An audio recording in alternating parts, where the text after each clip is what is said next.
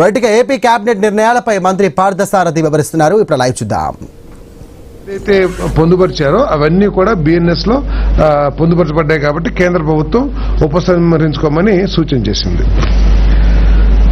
Aquaculture ఫామ్లకు unit కు ₹1,50 చొప్పున ఇస్తున్న విద్యుత్ టారిఫ్ రాయితీను 1/6/2026 నుండి పొడిగించే ప్రతిపాదనకు రాష్ట్ర మంత్రి మండలి ఆమోదం తెలిపింది.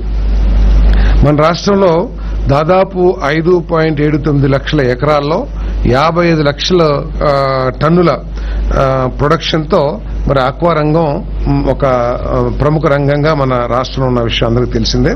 మరి ఈ చెరువుల్లో 5.39 లక్షల చెరువుల్లో 85% వరకు రిజిస్ట్రేషన్ కూడా చేసుకున్నారు. వారందరికీ కూడా ఈ సబ్సిడీ వర్తిస్తుంది. అవి అక్వా జోన్ లో ఉన్నాయండి, అక్వా జోన్ బయట ఉన్నా కూడా ఈ సబ్సిడీ వర్తిస్తుంది. ఈ సబ్సిడీ మొత్తం సుమారు 1,150 కోట్ల రూపాయలు విలువైన సబ్సిడీ ఈ రైతులకు అందించబడుతుందని చెప్పేసి మనం చేస్తున్నాను.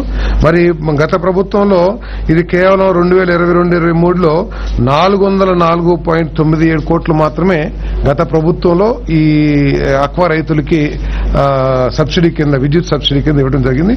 అది ఇప్పుడు 1,150 కోట్లు ఇవ్వడం జరుగుతుందని చెప్పేసి మనం చేస్తాను. అదేవిధంగా ఈ అక్వా రైతుల సమస్యల్ని, అదేవిధంగా ఫీడ్ మ్యానుఫ్యాక్చర్స్ సమస్యల్ని పరిగణలో తీసుకుని వారితో చర్చించి కేంద్ర ప్రభుత్వ సహకారంతో ఆ సమస్య పరిష్కరించడానికి ఈ ప్రభుత్వం కృషి చేస్తుందని చెప్పేసి కూడా తెలియజేస్తాను.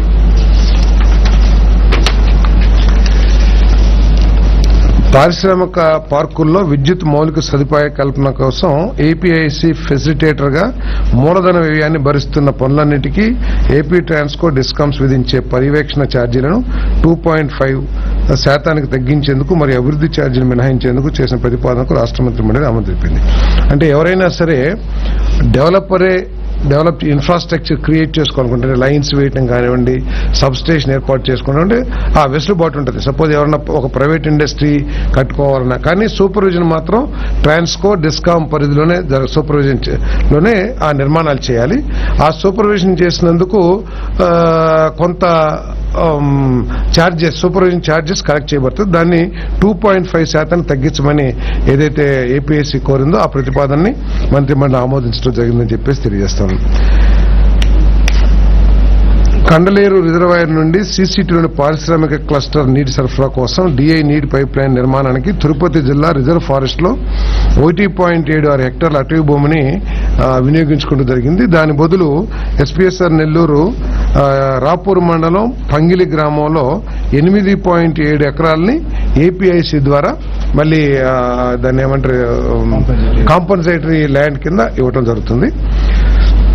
ఆ ప్రతిపాదన కూడా కేబినెట్ ఆమోదించింది.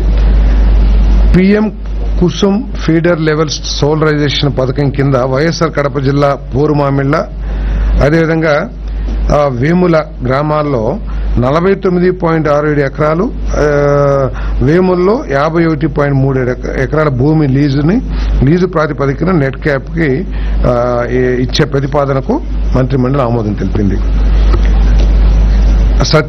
సత్యసాయి జిల్లా పుట్టపర్తి మండలం కప్పలబండ గ్రామంలో సత్యసాయి జిల్లా బత్తలపల్లి మండలం ఏదుల ముస్తూరు గ్రామంలో